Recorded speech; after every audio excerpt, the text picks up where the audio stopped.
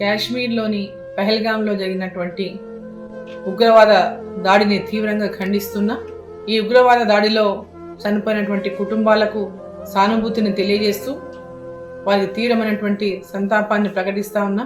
ఉగ్రవాదులు ఒక పిరికి పంత చర్యగా టూరిస్టుల మీద జరిగినటువంటి కాల్పులని వాళ్ళు ఎంతో ఉల్లాసంగా వేసవి సెలవుల్లో కుటుంబంతో కలిసి వచ్చినటువంటి అమాయకుల పైన ఉగ్రవాదులు చేసినటువంటి దాడి అతి హేయమైనది.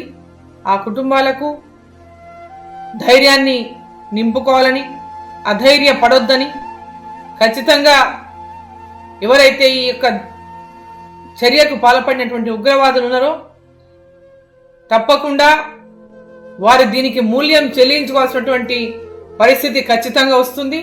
ఎక్కడ కూడా ఎవరు కూడా మనోస్థైర్యాన్ని కోల్పోవద్దని, ఈరోజు అక్కడ జరిగినటువంటి సంఘటన తీవ్రంగా కలిసివేసిందని చెప్పి తెలియజేస్తూ మరొకసారి వారందరూ కూడా మనోస్థైర్యాన్ని నింపుకోవాలని, ధైర్యంగా ఉండాలని, ఆ కుటుంబాలలో ఎవరైతే వాళ్ళ కుటుంబ సభ్యులను కోల్పోయినరో వారంతా కూడా మనోధైర్యంతో ఉండాలని, ఆ భగవంతుడు వారికి మనోధైర్యాన్ని ఇవ్వాలని చెప్పి ఈ సందర్భంగా నేను కోరుకుంటా ఉన్నాను.